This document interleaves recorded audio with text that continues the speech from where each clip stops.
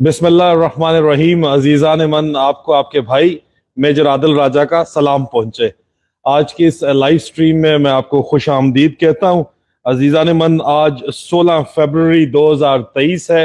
ये live stream जो है ये करना बहुत ज़रूरी था, लेकिन इस लाइव स्ट्रीम को शुरू करने से पहले आपके मैं मैसेजेस पढ़ सकता हूं। मुझे सिर्फ ये बताइएगा कि मेरी आवाज़ आप तक ठीक पहुंच रही है क्या।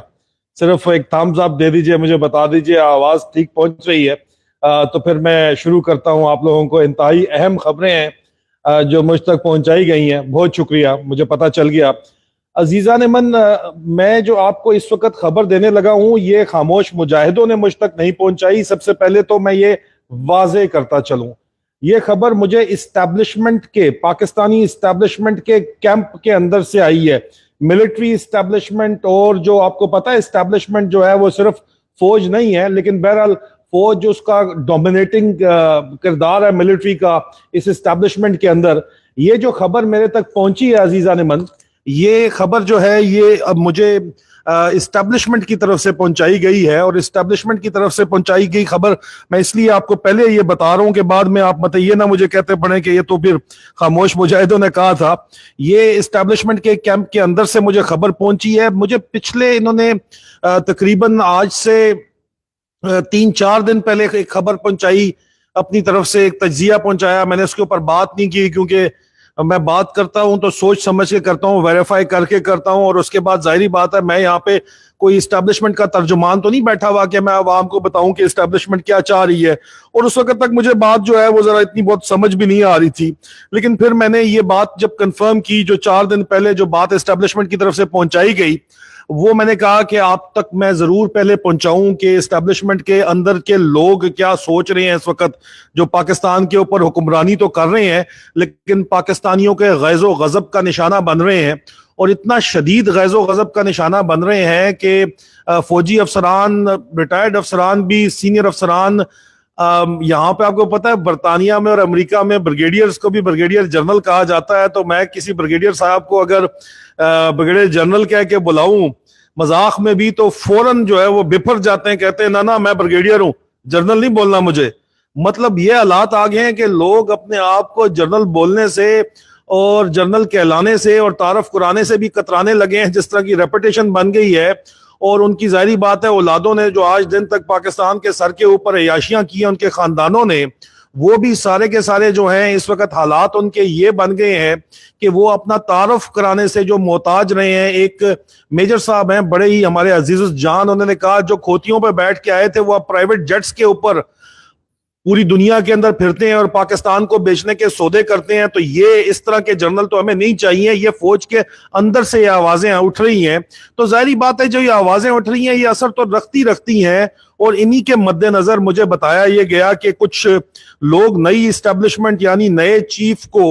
मशवरा दे रहे हैं कि मोहम्मद बिन सलमान की तरह आप भी अरबोंपति ब्यूरोक्रेट्स और सियासतदानों को एक जो है होटल नमा जेल के अंदर रख दें और उसके बाद उनको बेशक उल्टा टांग दें और उनके करतूतों की फाइलें जो हैं वो अवाम के साथ शेयर कर दें। फाइलें इस वक्त आपको पता है, मैंने आपको खबर दी थी खामोश मुजाहिदों की तरफ से कि SIB फाइलें तैयार कर रही है और उसके बाद उनमें से एक एक से करोड़ों और अरबों डॉलर निकलवाने शुरू करें। और जब तक ना निकाले उनको जो है इस जेल से, जो होटल नमा जेल है, उससे बाहर ना निकाला जाए।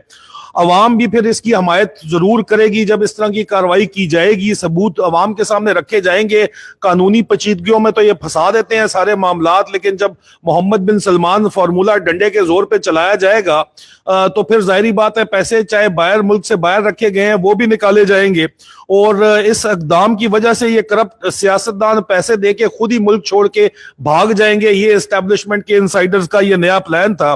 और इस तरीके से पाकिस्तान का चोरीशुदा पैसा भी निकलवा लिया जाएगा। ये एस्टेब्लिशमेंट के अंदर मशवरा दिया गया नए आर्मी चीफ को एस्टेब्लिशमेंट इनसाइडर्स की मालूमात के मुताबिक। और साथ साथ वो ये भी मशवरा दिया जा रहा है कि जी अगले इलेक्शन से पहले, इंटरम सेटअप लगने से पहले पहले ये काम कर लें, लेकिन इसके फौरन 1 साल के अंदर अंदर इलेक्शन करवा दिए जाएं, ना कि उनको जनरल मुशर्रफ और जनरल ज़िया-उल हक की तरह खींचा जाए और लटकाया जाए, क्योंकि फिर दोबारा ये आप एक काम करेंगे, इनसे पैसा निकलवाएंगे, फौज की रेपुटेशन बहाल होगी, दोबारा जो है वो रेपुटेशन खराब हो जाएगी अगर आपने साल के अंदर अंदर इलेक्शन ना किया तो। और उस तरह जो है उसको कई सालों लटकाया ना जाए जमहूरियत को, क्योंकि जब जमहूरियत को लटकाया ना जाए, क्योंकि ज्यादा देर जब खुद फौज हुकूमत में बैठती रहती है तो लोग मुतनफ्फर होना शुरू हो जाते हैं और सियासतदानों को फौज के खिलाफ बोलने का दोबारा से मौका मिल जाता है, इसलिए ये मौका ना दिया जाए फौज को, ये एस्टेब्लिशमेंट का कैंप कहता है। लेकिन साथ साथ वो ये भी कहता है कि मगर लगता है कि नया चीफ जो है, नया chief general Asim Munir,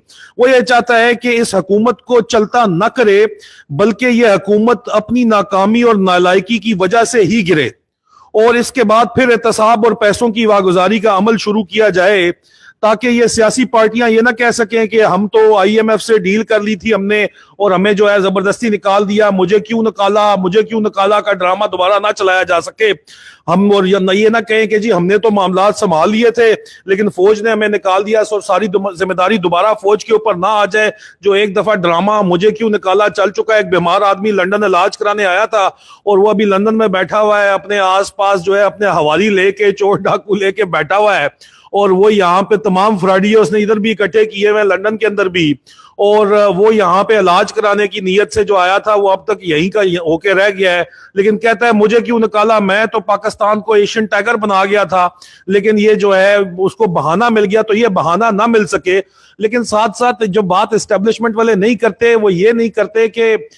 general Asim Munir, general Bajwa extension लेना चाहता था, मैंने आपको बताया था, और जनरल नवाज शरीफ साहब ने ही उनको एक्सटेंशन नहीं लेने दी और उन्होंने ही जो है वो चीफ लगाया है इनको, जनरल आसिम मुनीर को। तो जाहिर बात है नवाज शरीफ साहब ने बकौल इमरान खान कभी भी घाटे का सौदा कोई नहीं किया, अपने फायदे का ही वो सौदा हमेशा करते हैं। और जब उन्होंने अपने फायदे का अगर उन्होंने सौदा किया है तो ये बात भी इंतहाई वाजे है कि जनरल आसिम मुनीर ने भी कोई वादे किए होंगे और उन वादों के तहत उनको वो वादे पूरे भी करने होंगे, और इसलिए अब वो रिलेक्टेंट नजर आते हैं मोहम्मद बिन सलमान का फॉर्मूला लगाने के लिए। लेकिन अजीजा ने मन, जो अहम तरीन बात है वो मुझे आज पहुंचाई गई इन्हीं इस्टेब्लिशमेंट के इनसाइडर की तरफ से,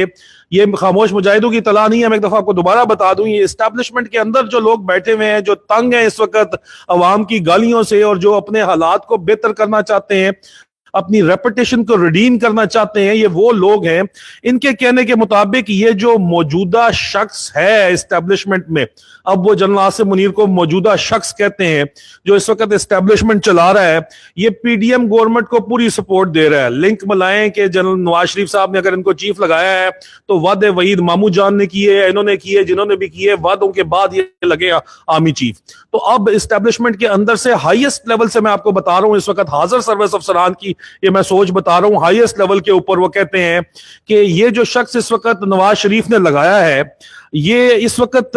ये नजर ये आ रहा है वाज़े तौर के ऊपर कि ये PDM गवर्नमेंट के साथ लफ्ज उन्होंने अंग्रेजी का कंप्लेसेंट इस्तेमाल किया है, मतलब उनके साथ मिला हुआ है और उनको फुल सपोर्ट कर रहा है। और अगर PDM की हुकूमत इस माशी सूरत हाल को ना संभाल सकी और पाकिस्तान को लेके डूब गई तो जाहिर बात है कि इसके साथ साथ जो है ये खुद भी डूबेगा। और उसके बाद क्या होगा कि जो लोग इसको अंदर एस्टेब्लिशमेंट के अंदर ही लोग बैठे हुए हैं वो कहते हैं कि वही इसको अंदर से इसके ओहदे से बर्खास्त कर देंगे, हटा देंगे। ये नरमी के साथ कहा जा रहा है कि चुक के मारांगे सैडते अंदरों अंदर।